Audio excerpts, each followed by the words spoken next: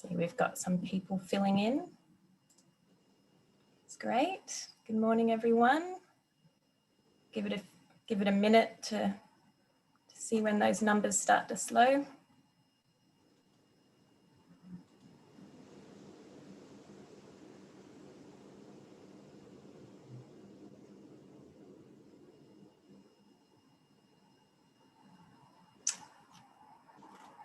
I think we might kick it off then and people can continue to join, but we've only got an hour, which I don't think will be very much time.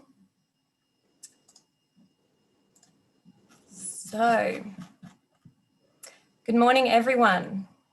My name is Anna McRae and I'm an executive board member and company secretary of Professionals in International Trade. Thank you for joining us in this discussion today on winning in Asia.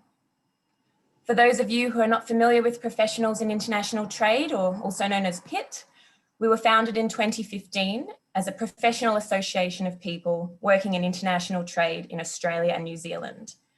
Created to connect and support professionals who share a common interest in international trade and investment, business and foreign affairs, it provides opportunities for members to connect with like-minded professionals, foster strategic business partnerships, strengthen international trade and investment knowledge, and encourage cross-cultural exchange.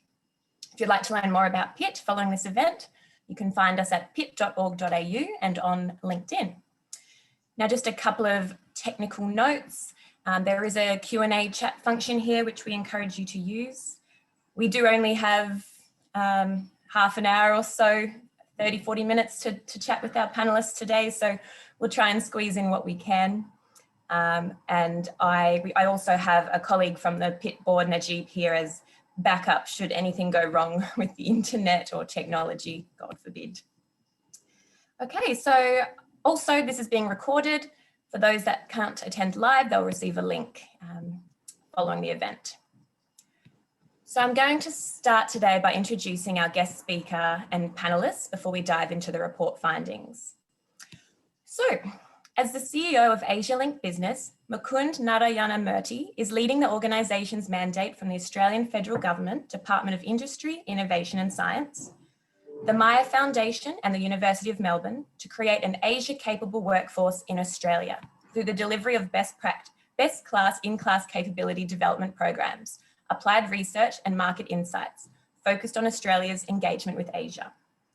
Mukund built his experience at KPMG, facilitating engagement between Australia and Asia in sectors including energy and resources, banking, agribusiness, education, and information technology.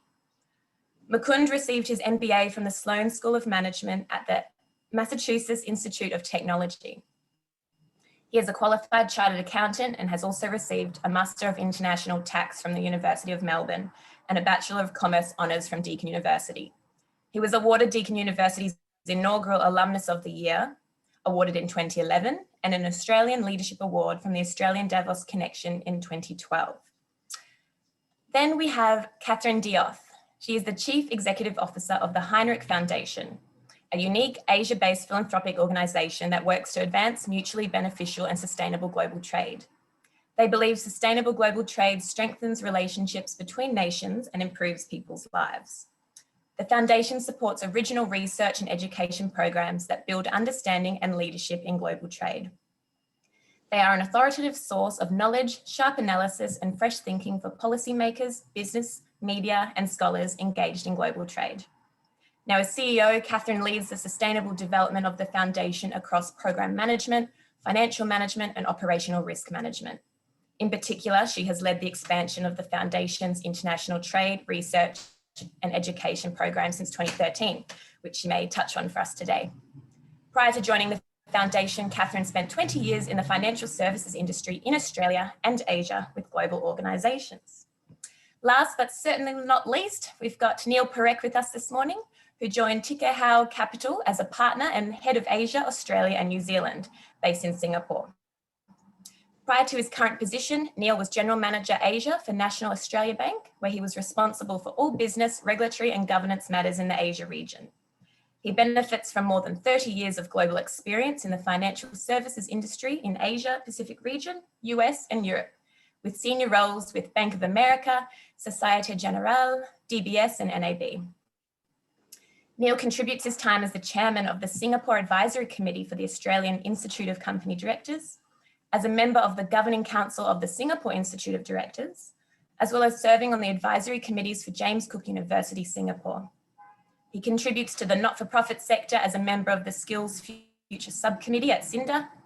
Neil previously served as the Vice Chairman of SICCI, as well as a member of the Governing Council of the Association of Banks in Singapore, and as a Board Director of Nautilus Insurance. He's a Singapore citizen holding a bachelor's degree in accounting, a master's degree in finance, and an MBA in international business. So I think it's fair to say we've got a fantastic expert panel across Melbourne, Hong Kong, and Singapore. So excited to get going.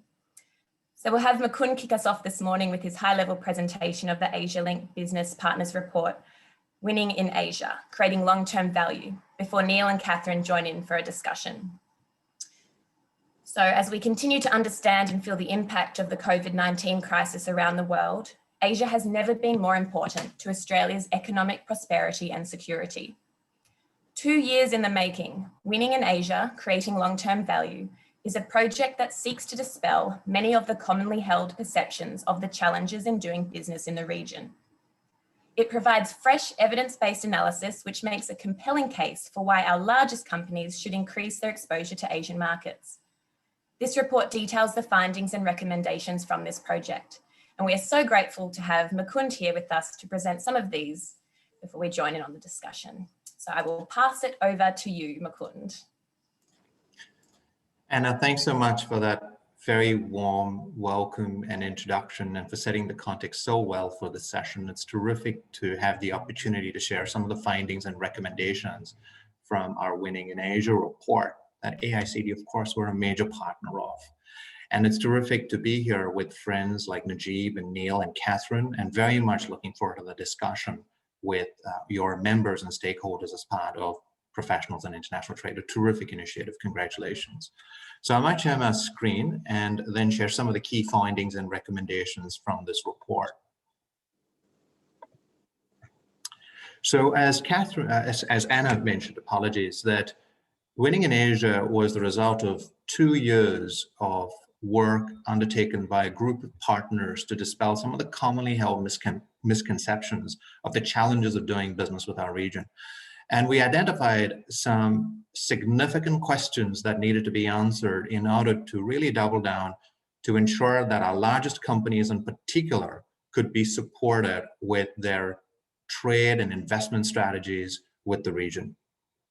And in order to really focus on some of these significant questions shaping corporate Australia's engagement with the region, we felt that from a design perspective, this project, unlike other projects of ours, really needed a coalition of partners. So we were delighted to have the Australian Institute of Company Directors, Chartered Accountants Australia and New Zealand, the Commonwealth Bank, and the Sid and Fiona Meyer Family Foundation, who came on board as partners to ensure that we had the support, the networks, and the advice to carry this project forward.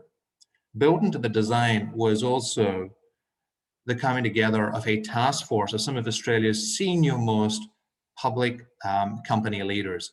And we specifically sought to ensure that we had a good mix here of public company board members and senior executives, and some senior leaders of key industry bodies like the AICD and CANZ, because they influence board members and CFOs as examples, who are really critical to ensure the long-term strategies of our largest corporates. So very deliberately built into the people that we selected on this task force was that they needed to be intimately involved today with the strategies of corporate Australia. And they provided us with critical advice in helping us really refine the findings and shaping the recommendations. We then complemented the task force and our project partners with knowledge partners who worked with Asialink Business on the analysis over a long period of time. And in particular, we worked with BCG's corporate finance team. We worked with Elliston Capital and Cooper Investors, two leading fund managers in Australia with very significant positions across Asian markets. And they complemented the expertise within Asialink Business to really focus on 4 key questions, the findings of which I'll present today. The first one was, does offshore expansion lead to superior returns? We felt that this was a threshold question that needed to be answered because there was a strong perception that when large Australian companies expand offshore, they actually destroy shareholder value. I think there are some panelists, Neil in particular, who can share why that might be the case, that such a strongly held view is held in corporate Australia. So we needed to tackle that as a question. The second was, what business models have been used by those that have been successful? And so here we looked at a combination of Australian and non-Australian company examples that we could learn from. We looked at board and senior executive capabilities, which was a significant improvement, both in terms of scope and methodology and breadth of a project we undertook 3 years ago called MatchFit. And then finally, we looked at the issue of risk, which I would say often paralyzes executives in corporate Australia when they think of opportunities in Asia. And we looked at the issue of risk through the prism of the external affairs function, which we found was actually a key, obviously, function to help companies manage risk. And we were concerned that potentially this very function that is central to managing risk was perhaps being under-resourced, under-supported, and not as central to decision-making compared to corporates from other parts of the world. So these were the 4 key areas of focus of this report, and I'll now present some of the findings at a high level. So working with our colleagues from BCG, we found that looking over the last 10 years, contrary to common view, corporate Australia had actually become more international than had been appreciated. So over the last 5 years, international revenues have grown by about 26% and now made up about 34% of revenues, and actually domestic revenues had plateaued. Pleasingly, it was the Asia Pacific region that made up the majority share of the foreign revenues, accounting for about 42% of total foreign revenues, and was growing at the rate of about 8.5% per annum. What we found, again, contrary to common view, was that ASX 200 companies were more international than their US and UK peers, and only less international than their Japanese peers overall. But when it came to the Asia Pacific region on a proportionate basis, we were far more international even than our Japanese peers. Very, very interestingly. So this is all based on actual performance over the last 10 years. This is not survey-based responses. Really importantly, we also dispelled the myth that it is only our materials and mining companies which are largely international. When we looked across the 11 sectors that make up the ASX, we found that in addition to our materials and mining companies, our healthcare and information technology companies were also generating over 70% of their revenues offshore. Our diversified financials and real estate companies were generating between 30 to 45% of their revenues offshore. And in industrials, communication services, and in energy, over 20%. So what we found is that we actually have, as you can see here, about 7 sectors where one would say there is now not an immaterial share of foreign revenues. And yet, if you look at the public debate and discussion, it is almost entirely focused on what the 4 banks do and a couple of insurance companies do. And so what this picture tells us is that we actually, when we speak about corporate Australia, need to speak about the entire picture of corporate Australia, as opposed to specific segments and highlighting that those segments are reflective of the entire corporate sector. And then most importantly, our analysis found by looking at the relationship between foreign revenues and total shareholder returns, that those companies that had a market value between 2 billion and 5 billion and were internationally focused generated about 82% superior shareholder returns than their domestically focused peers. And those that had a market value of greater than 5 billion generated about 36% superior shareholder returns. So this was really important because ultimately the point that we're trying to make here is that international expansion can lead to superior returns, but of course that is dependent upon the business models, your board and senior executive capabilities, and your ability to manage risk and deliver superior risk-adjusted returns, which is what the sections that come in this report focus on.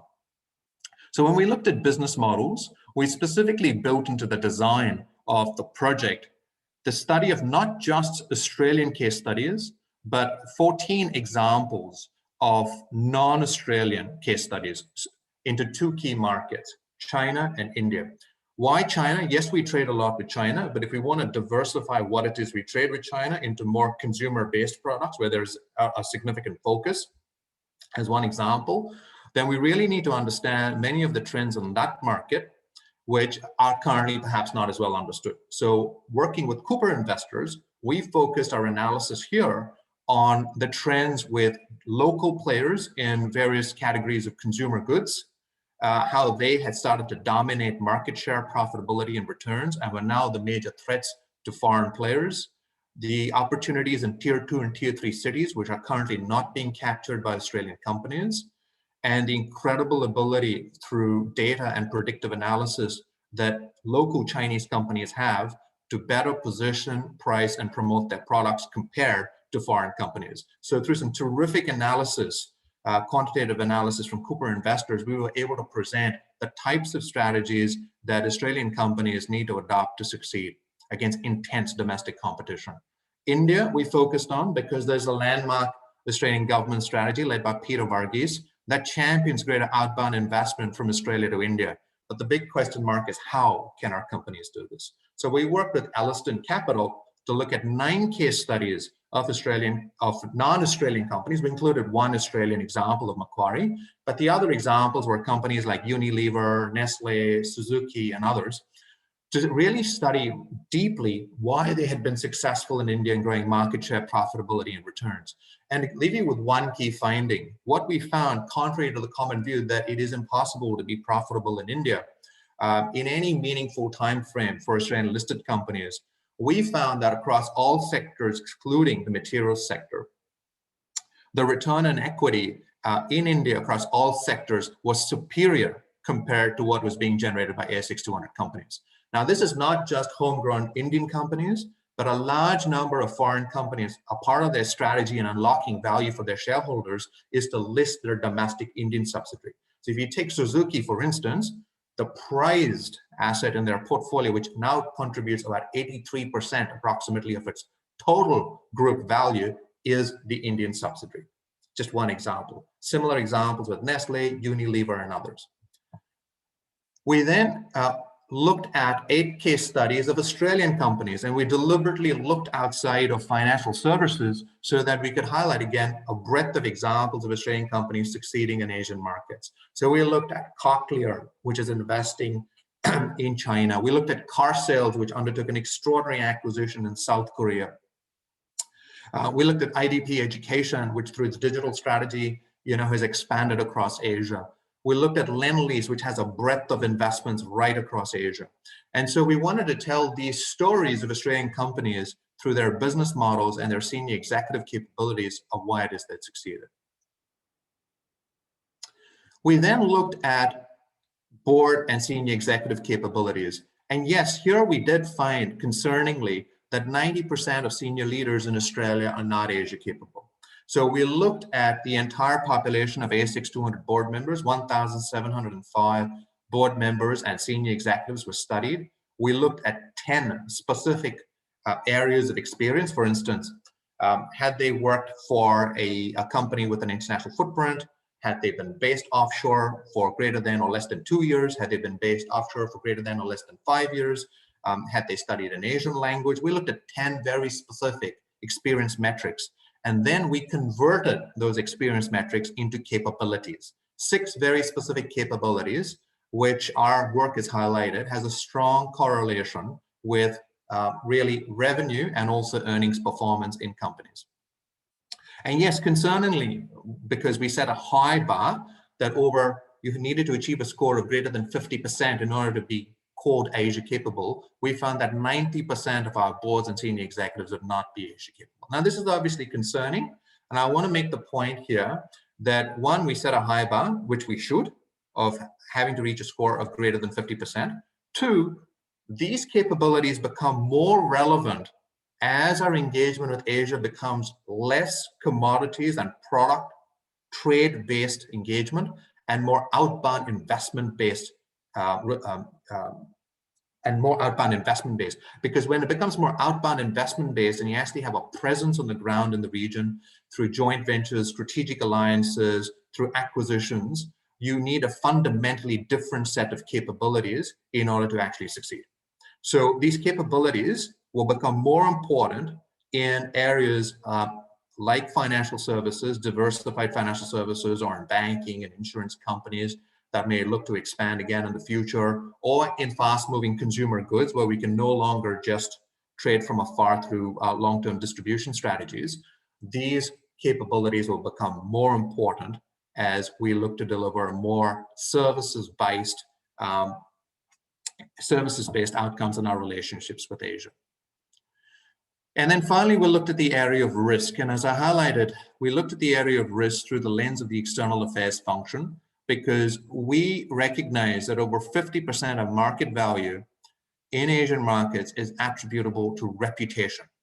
And what we wanted to ensure is that the external affairs function, which is actually central to managing risks when you operate in Asian markets and actually driving your brand and stakeholder value, is actually appropriately placed front and center in the planning strategies for Australian companies. And what we found is that compared to US and European, Japanese, and now increasingly even Chinese companies, the Australian corporate affairs functions were often smaller in size, so lesser resourced, and two, often involved fly in and fly out strategies. So no deep commitment, which is really important in actually building really deep relationships, in particular with government, because government relations is central to the external affairs function, which is absolutely crucial to succeeding in Asian markets.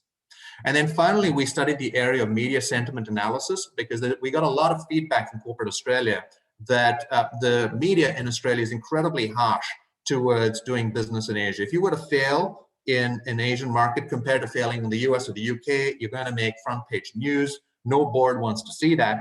And so they said, that really is quite an impediment. So we wanted to study it. What we found was that the election of Donald Trump was a game changer. There's no longer any evidence that media reporting is more positive, negative, or neutral towards Asia than it is to the US. So when you look at the business reporting across any three of those lenses of positive, negative, and neutral reporting, it is now over the last 3 years indistinguishable when it looks at positive or negative reporting on doing business in Asia compared to Europe and the US. So we looked at media sentiment analysis using machine learning for the last 3 years by studying all reporting out of major media sources. So in summary, there were 4 key areas of focus. The first around the threshold question: does offshore expansion actually lead to superior returns? And if so, what business models have successful companies, Australian and non-Australian, used in order to deliver the superior returns? And what capabilities have supported those business models to deliver the superior returns? And then how can we bring a new way of looking at the area of risk, which is through the external affairs function, which is actually central to managing many of the risks that Australian corporate executives often highlight as being concerns for them.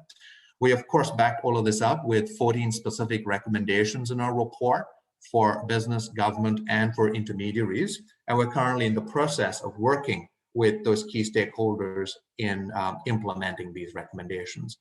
With that, Anna, I might hand back to you so that we can move into the panel discussion. Thank you.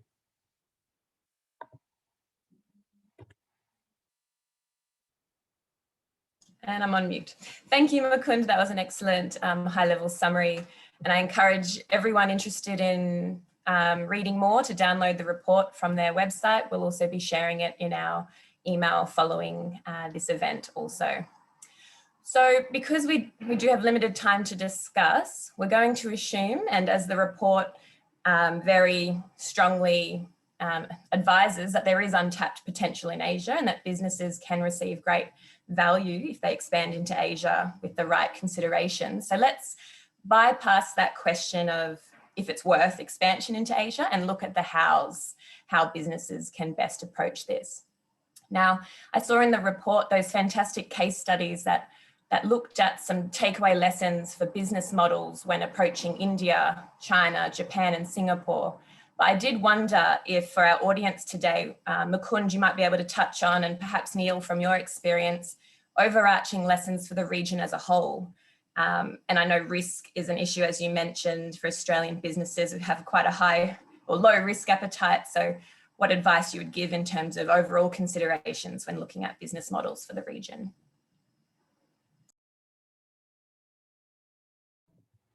Anna, would you like me to respond first? So Anna, it's a really good question, and I do believe that we do have to start with the threshold question of whether, particularly for our large listed companies, whether it will really help them deliver superior shareholder returns in the long term.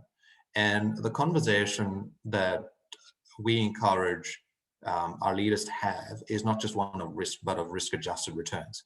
And what's for us refreshing in the findings that we've identified through the great work of our friends at BCG, which wasn't really appreciated, is that actually many more sectors, as the evidence highlights, than just the materials and mining sector, for which Australia is known, are actually predominantly international or increasingly international, and they are generating superior returns. So the first thing in terms of a broad lesson is to actually broaden out the evidence that is being used by corporate executives when they're actually trying to form a decision of whether they should consider offshore market expansion or not.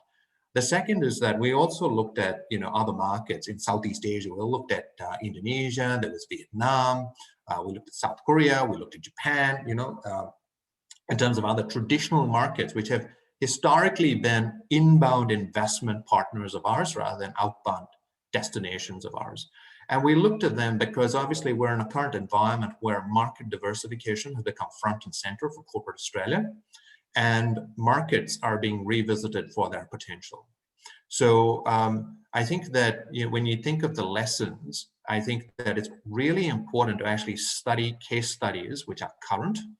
What we have found is significant use of anecdotes in corporate Australia, which would surprise people. Even at the top 10 companies, board members and senior executives using anecdotes of doing business in Indonesia or India from 15, 20 years ago, from stories that they've heard through their networks, which are completely outdated.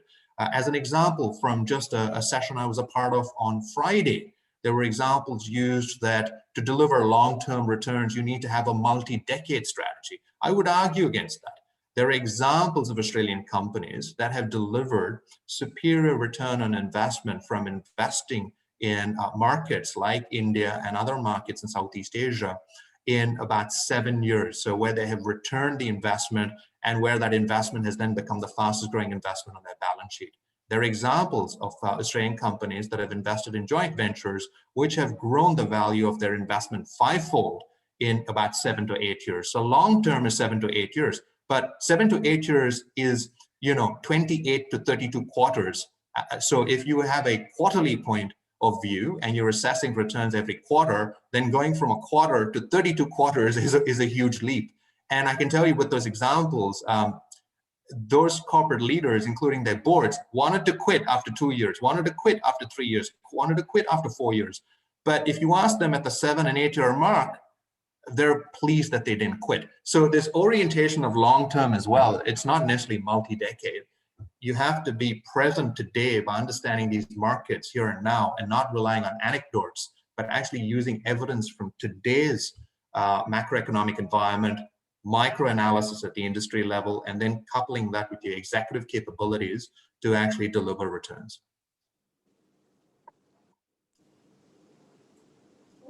Excellent, thank you, Mukund. And I know Neil was also involved and provided some guidance with that initial scoping part of the project. Neil, did you have anything to add on that note in terms of approaches to expansion?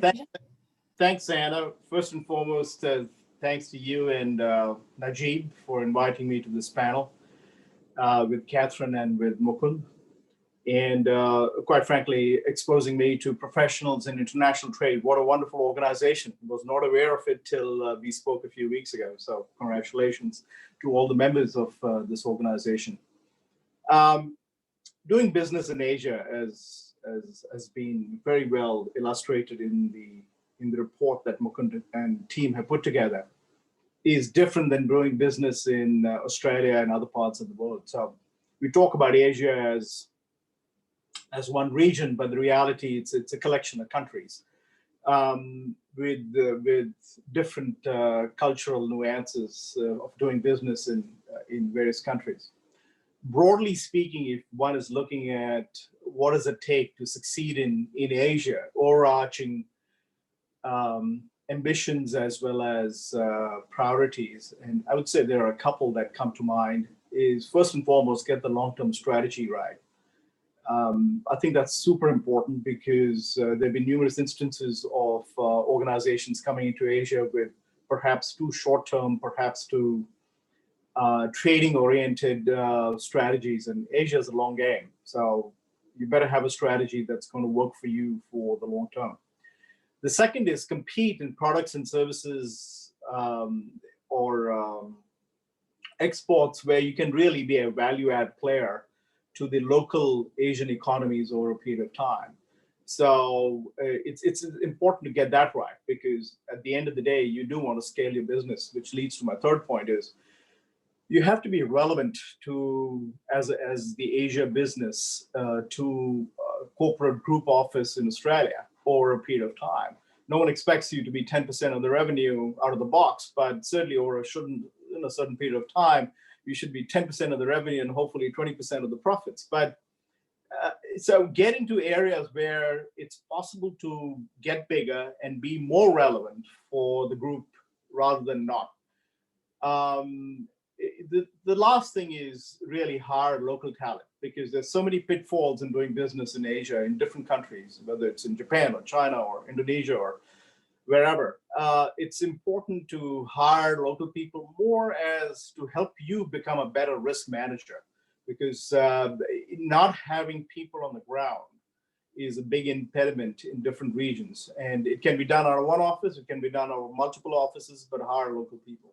I'll stop there, Anna. Thank you, Mukund.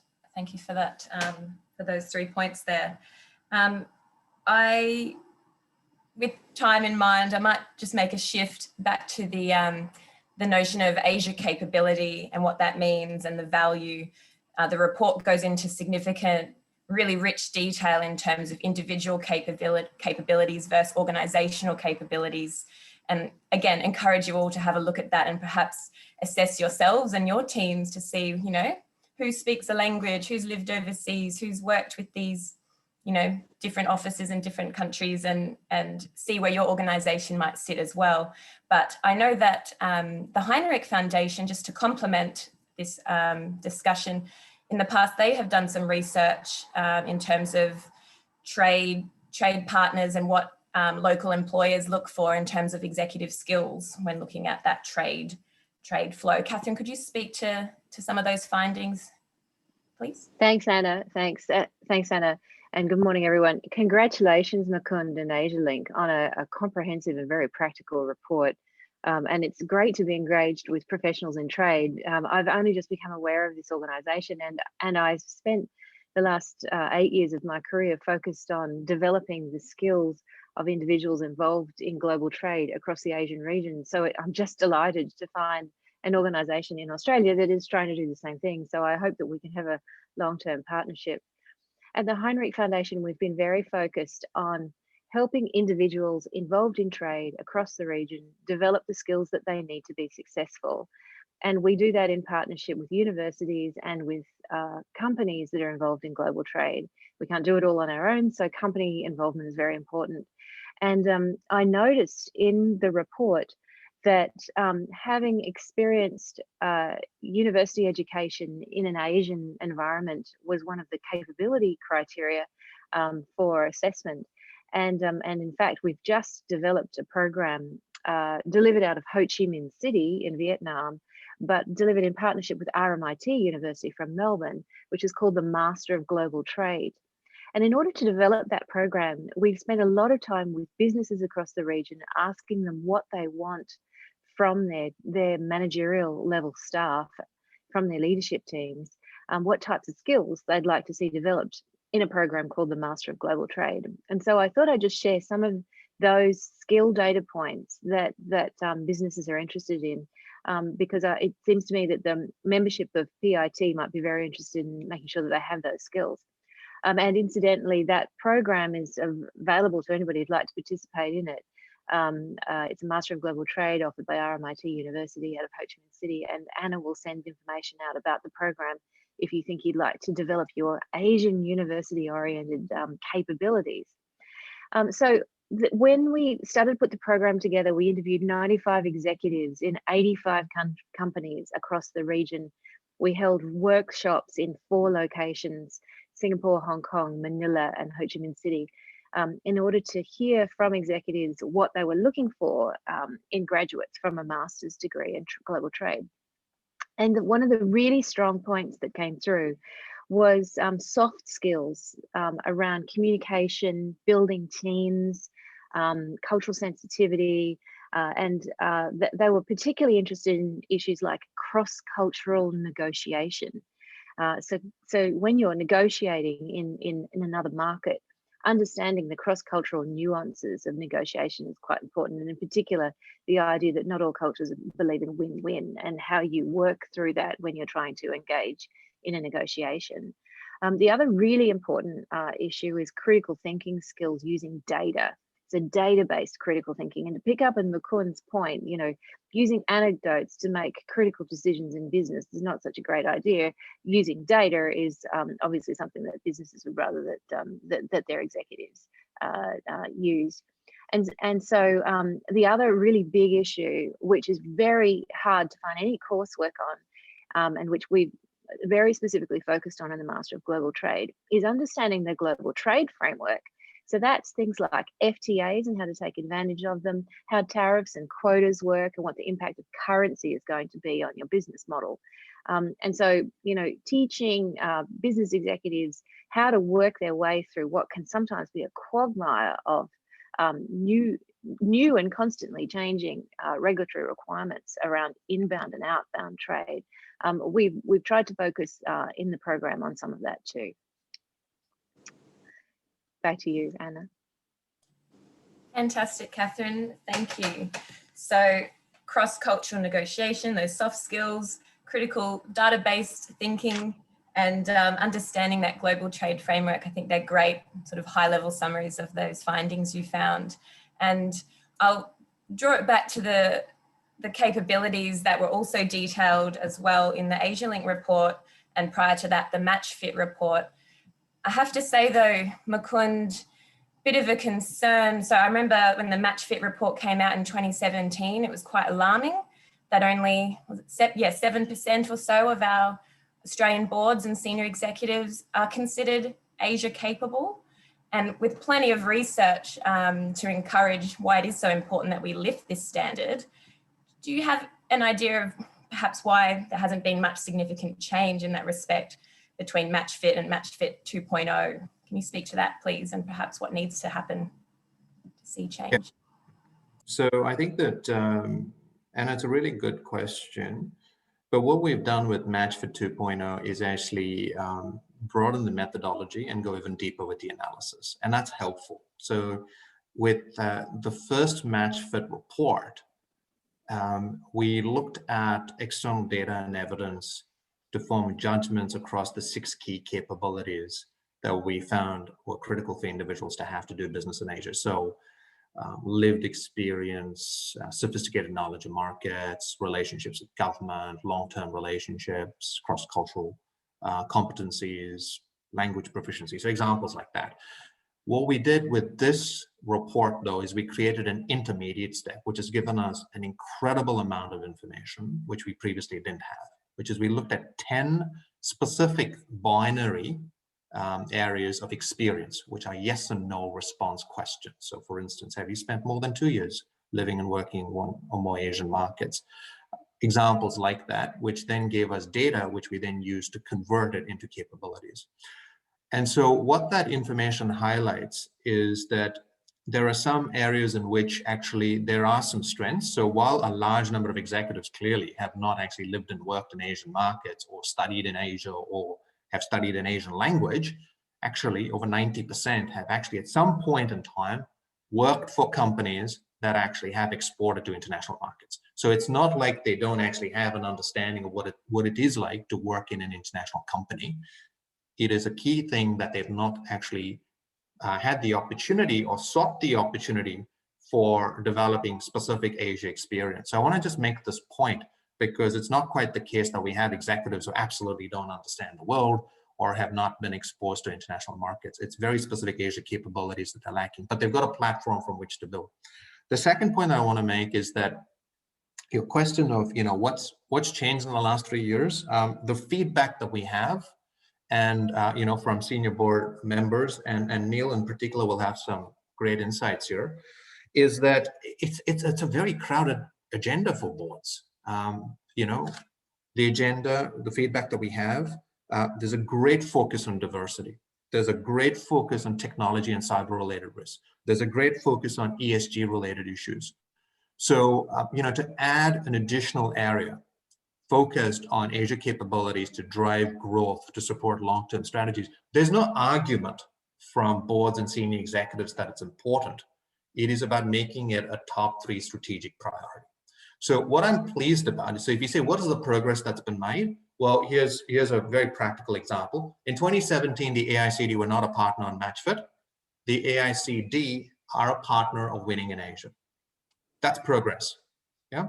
And what I'm heartened by is the relationship that we built, for instance, with the AICD. And again, by being mindful of the breadth of issues that the AICD is trying to prosecute, I expect that it might take another 5, 7 to 10 years before this actually creeps into being a top 3 strategic priority. But the aim has to be for stakeholders like Asialink and others to not give up, but to continue to advance this agenda and bring together a coalition of partners. And I genuinely think it will take about 10 to 15 years before it potentially becomes a top three agenda item. And that's when you'll see change. Excellent. So just like the advice, the report itself talks to in terms of short-termism, long-termism. It's great that you're also taking that approach with this tangible change, seeing this in Australia. Neil, did you want to add anything to that in terms of, when are we going to see this change, or what needs to happen to actually have that change occur? Sure, Anna. A couple of things. I think the report goes in great detail, and it's a fantastic report that Asialink and Mukund and team have put together, as I mentioned earlier. But there are a couple of important points to keep in mind. And it has to do, in my view, more with the way we human beings interact. And, we have fear and we have greed. And right now it's all about fear and making sure that no mistakes are made with the pandemic and all the other issues out there. But the reality is margins for domestic business in Australia are quite high. So, and you look at across different sectors, the gross margins are certainly higher in Australia than in many other parts of the world, comparable companies. Now, when you get into an alien environment like Asia and deal with people who look differently, who talk differently, who have cultural nuances, which some are pleasant, some are less pleasant. And you said, do I have to do that? And the reality is, if you're looking for growth, if you're in, if I may say, in the greed mode or in the growth mode, then you're willing to go through the pain of expanding businesses in Asia. That is not the environment now. I do envisage that changing over time because at the end of the day, Asia's per capita income is growing.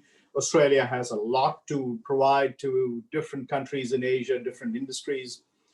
But I think it's more about economics and the willingness to take on additional risk and deal in foreign or alien environments for the sake of growth. And you may look at the Europeans and the Americans who've done a better job perhaps in entering the Asian market, and it's largely driven by the need of making more money in markets where the margins are perhaps comparable or higher than they are in the domestic market.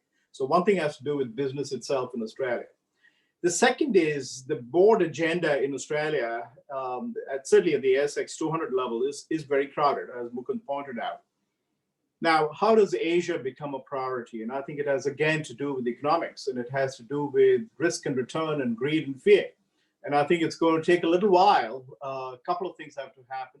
I think many of the large shareholders of the ASX 200 companies are based in Australia. And their view of Asia has always been largely based on a couple of poor examples, but those are very loud and clear and significant examples of what not to do when you expand your business in Asia. So the view has always been manage your short-term earnings, manage 12 to 18 months, and Asia doesn't fit that because Asia is a long game. You got to have a long-term strategy, as I mentioned earlier. Returns often take 3 years to come, if not longer, depending on the industry you are in. And if one is not willing to play the long game, don't play the game because you'll have a disastrous ending, as I said, a couple of vivid examples in recent memory, which you often find institutional investors repeat. So my view is it's going to take a while, but it's driven more by the demand for selling more and making more money in Asia than anything else. And I'm not saying that's absent right now, but the mindset is one much more of the risk is way too much. And that's the reason many Australian businesses have preferred to do business in Western Europe and in the US, as Mukund has pointed out in the report and spoke earlier today. But the reality is the growth is going to come from Asia in the future. And I think that's what's going to move the needle. Because as of now, it is clearly the fear and the risk factors that override any discussion at the board level. Fantastic. Thank you so much, Neil. Really valuable insights there. Yeah, and just pulling up the report here, Mukund, the strategies you've outlined in a lot of detail, I would hope that's one resource businesses can draw on when looking at how to shape or reshape their risk appetite, or looking at that short-term versus long-term approaches, how to engage with stakeholders and industry. But it certainly does still sound like a challenging area, but if people are willing to put in the work, great benefit. I've also just got a great comment in our chat here from Gary Willinge, a friend of mine in Hong Kong, who said, you've got to be on the ground in Asia, identify common interests, build trust, help educate your foreign partners, create cultural affinity, including language skills, and be patient. So thanks, Gary, for that as well. Let's see, I do actually have a question I'll throw from the audience. So it's not just all my questions hogging the spotlight. So from Varesh, interesting to see how many Australian industries are focused on international markets and receive a fair share of their revenue from Asia. How has COVID impacted these Australian industries in 2020? I'm not sure who would like to have a go at answering that one, but COVID's impact on the industries in Asia from Australia. And I can take a stab at that. So it's early days, to be frank. And the reason I say that is everyone's watching carefully what the economic impacts will be. You know, there've been, I call them steroid shots from various governments to businesses to keep them going. And so there's a revenue shortfall for sure. Exports have plummeted. Cash flows have dropped significantly, if not totally evaporated. Now, in many ways, that makes selling into Asia in the future even more important for Australian corporates when the cycle turns. So I think there is short-term pain, but this may actually accelerate what has been illustrated in Mukund's report, that Asia will continue to, or will become an even more important part for Australian businesses, because one is going to be looking for growth. As a corporate CEO, one is looking for growth in any part of the world in, say, hopefully in the next 6 to 12 months when things get more normalized. Certainly Asia Pacific, which includes Australia and New Zealand, in many ways, we are better off today than what's happening in Western Europe and the US with the pandemic. So the economies are turning around. You've seen China was first in, but you already see economy they're turning around also in other parts of Asia. So I think there will be greater opportunity because of greater demand, I should say, for sure, and greater opportunity, hopefully, from the increased demand for doing business internationally. In the short term, though, it's all pain. I might just add to Neil's points, Anna, if that's okay. So just building on Neil's points, what we also highlight in the report is some of the outcomes that we're starting to see. So obviously in two of the key sectors for Australia, in international education and tourism, there has already been a significant impact. So with international education, I think we highlighted in the report based on research from Universities Australia, there's going to be about a $16 billion hit over the next 3 years. And that's playing out right now. It's very, very significant, linked to basically international students not being able to enroll and come on shore. Tourism, there's been about a $55 billion hit this year as well in terms of expenditure levels compared to the previous year. Food and agribusiness, actually not as bad as people think, actually, because in 9 out of 11 key commodity areas in the agricultural sector that we focus on in terms of trade with the region, 9 out of 11 have actually not been affected. And the reason for that is because actually the Australian government stepped in and has provided significant air and sea freight related support. So they've sought to ensure that there's no cutoff in supply chains. We've also seen the same in the mining sector, where we've seen some of the best performance this year from our mining companies across a number of commodity categories because there's been no disruption in supply chains. What we also show in the report is that across a number of sectors, including in healthcare, including in technology, companies that are already in the region, because they already have that long-term strategy that Neil has spoken about very powerfully, remain committed to Asia in the long term. Where we are concerned is those that have not yet invested in Asia. They're growing increasingly concerned about the geopolitical risks and the sovereign risks with different countries, and potentially they may put off their investments longer than we would like.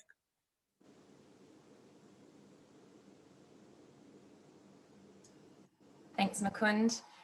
Kathryn, what's the discourse like within the Hinrich Foundation in terms of impacts of COVID on sustainable global trade? I understand you've held a number of different events. Could you speak to that? And that might be our last comment for the discussion. Thanks, Anna. Well, what we're noticing is that executives across the region are just exhausted. They've had to find new reserves of resourcefulness. They've had to tap networks that they had invested in. They had invested in building their own networks over the years, and they had found that once they started to talk with their networks throughout the region, they were managing to find new ways of doing things. We've been very lucky that we had technology tools that were available to us to be able to continue communicating. And in fact, universities and Australian universities have done a brilliant job of continuing to deliver educational programs using technology. That helps some sectors, consulting sectors and professional services sectors have been able to continue to work. But if you're in the business of exporting product, for instance, food product from Australia into the region, it's been really tough because of the impact on restaurants. And so supply chain diversification and understanding your supply chain and understanding what your other options are has been these are new skills or existing skills that had to be really redeveloped that many career professionals in Asian region have had to use. And actually, I think we'll come out on the other side of this, and I don't think we'll come out on the other side to the same market dynamics, but I think that executives who are, fighting it out at the moment, trying to keep their businesses afloat, are learning a whole lot of new skills that will make their businesses more resilient in the future. That's the optimistic. I think it's the only way you can look at where we are right now. Excellent. No, I really appreciate that optimistic finish for our discussion. Thank you, Kathryn. But unfortunately, that's all we do have time for this morning. I hope you were all able to gain some practical insights and inspiration to take back to your respective businesses. Thank you so much to Mukund, Kathryn and Neil for sharing your valuable time. I know Neil and Kathryn are over in Singapore and Hong Kong, so that was an early start for you this morning. So greatly appreciated. And just to finish, it's all good and well for us to read these fantastic reports and participate in these discussions, but we still have to ask ourselves, so what?